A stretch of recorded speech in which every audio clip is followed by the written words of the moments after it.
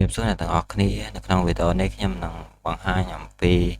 របៀបដែលយើងអាច deploy website របស់យើងទៅកាន់ public តាមរយៈ Ubuntu server របស់យើងដោយប្រើប្រាស់ service មួយដែលមានឈ្មោះថា Nginx ជាងដំបូងខ្ញុំសូម update package របស់យើងសិន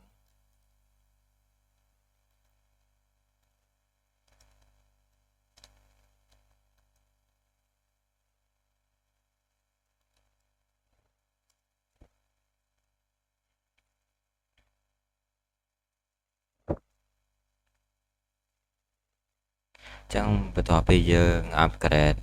package របស់យើងហើយយើងនឹង install service Nginx ចឹងដើម្បី install service នេះយើងវាយ command ថា sudo apt install Nginx យើងដាក់ដូរ y មកដើម្បីយើងអត់ត្រូវការចុច yes គឺមានន័យថាវា yes អ៊ំទៅបន្តិចរហូត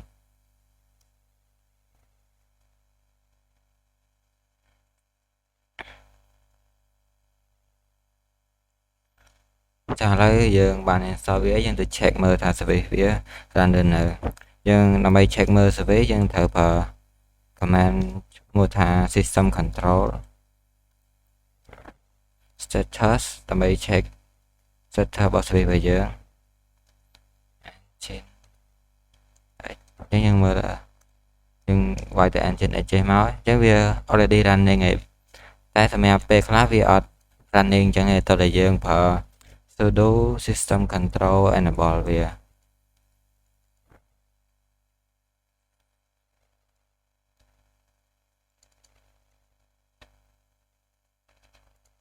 ចឹងយើងអាចវា command ថា sudo system control start enable វាសិនមុននឹងពេលឥឡូវខ្ញុំសុំ stop វាចោលសិនដើម្បីយើងមើលឃើញការប្រែប្រួលរបស់វា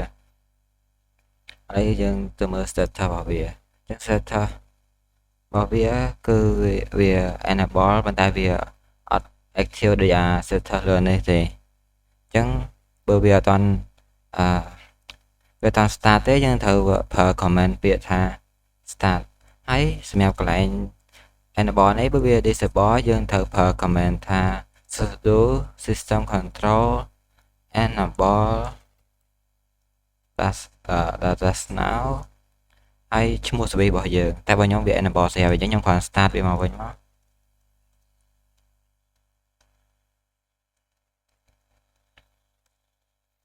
ចឹងទៅ check មើលវា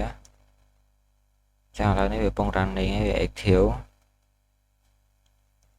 បន្ទាប់ពីហ្នឹងមកយើងត្រូវមាន file HTML មួយ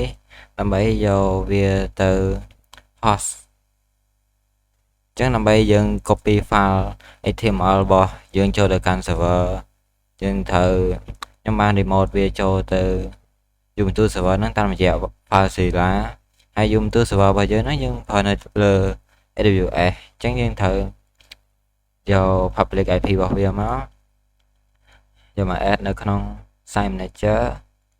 ហើយកន្លែងនេះដោយសារខ្ញុំបាន add ហើយចឹងយើងអាច check មើលបាននេះ public IP ដែលខ្ញុំ add មិញចឹងបន្ទាប់ពីហ្នឹងមកឥឡូវយើងអាចមើលកន្លែងនេះបានថាយើងកំពុងតែឈរនៅក្នុង file របស់ Ubuntu server ហ្នឹងតមកទៀត location ដែលយើងត្រូវដាក់ file HTML របស់យើងឲ្យវា host បានហ្នឹងគឺនៅក្នុង var តែវាអត់នៅក្នុង home ទេវានៅក្នុង root យើងទៅ folder var របស់យើងមក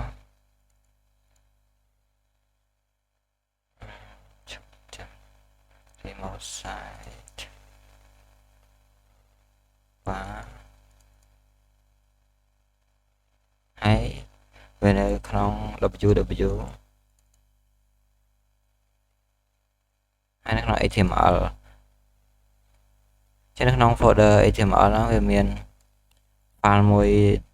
ស្រាប់របស់វាជា file HTML ដែរតែយើងចង់ប្រើ HTML របស់យើងដើម្បីយកទៅដាក់ក្នុងហ្នឹងឲ្យវា run តែឥឡូវយើងសាក check មើលវាសិន check ថាយើងអាច access ចូលតាមហ្នឹងបានអត់ចឹង copy public IP ហើយយើងចូលតាម browser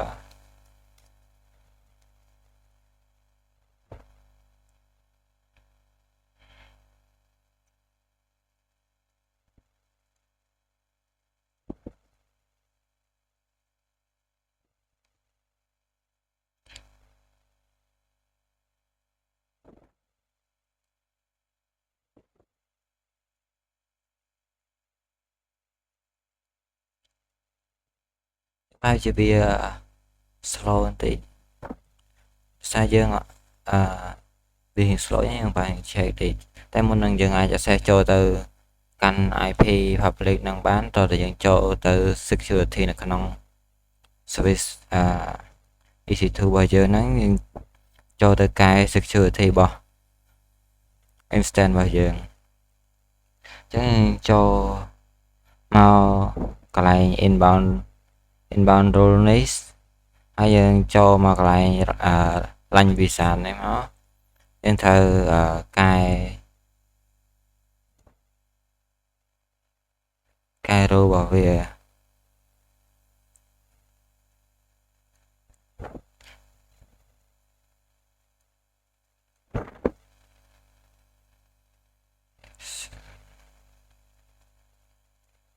inbound role នៅកន្លែង inbound role នេះបើយើង default វាគឺវា allow តែ SH ទេអញ្ចឹងយើងត្រូវ allow all TCP តាមទៀតយើង sell role នឹងមកយើងចូលទៅមើលម្ដងទៀតចាឥឡូវយើងចូលបានហើយអានេះជា default របស់ Nginx អញ្ចឹងវាមានពាក្យថា welcome Nginx របស់ file HTML ហ្នឹងយើងចង់ប្រើរបស់យើងវិញយើងអត់ចង់ធ្វើការប្រើរបស់ Nginx ហ្នឹងឯងអញ្ចឹងយើងអាច copy ពីអានេះក្នុងម៉ាស៊ីន local របស់ខ្ញុំហើយនេះ server យើងទាញអាហ្នឹងមកហើយវាកំពុង load connecting តែដោយសារតែយើងអត់បានដាក់ permission ឲ្យ folder របស់យើងហ្នឹងអាច retry តាមអ្នកក្រៅបានទេយើង sudo chmod មកមានអីទេ4មានន័យថា allow all root và www html ថាយើងចូលទៅមើលក្នុងនេះម្ដងទៀតហើយយើងសាត់ទាញចូលម្ដងទៀតចាឥឡូវវាចូលហើយ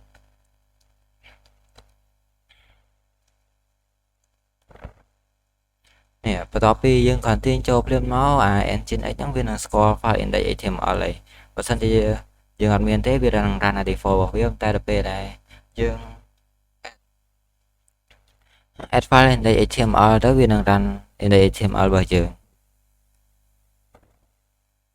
ចា index html ហ្នឹងក៏យើងអាចកែបានដែរឧទាហរណ៍ខ្ញុំចូលមកក្នុងនេះមក nano sudo nano www html index.html ហើយនេះជា file index html មិញមកឥឡូវខ្ញុំមកសាកកែ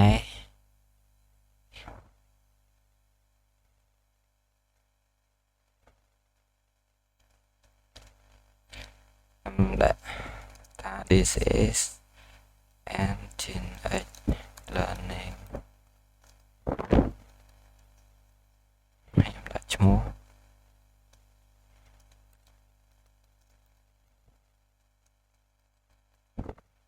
ហើយយើង control x y ដើម្បី share ឲ្យយើងចេញ enter ដើម្បី share ឈ្មោះ file ទៅតែយើងសាកទៅ check មើលក្នុង web របស់យើងឥឡូវវានេះវា load title មិញដែលខ្ញុំកែហ្នឹងនេះ City e-learning welcome this is Nginx ខ្ញុំទៅ save ព្រីអានlearning សិស្សបញ្ញាអញ្ចឹងweb នេះយើងអាច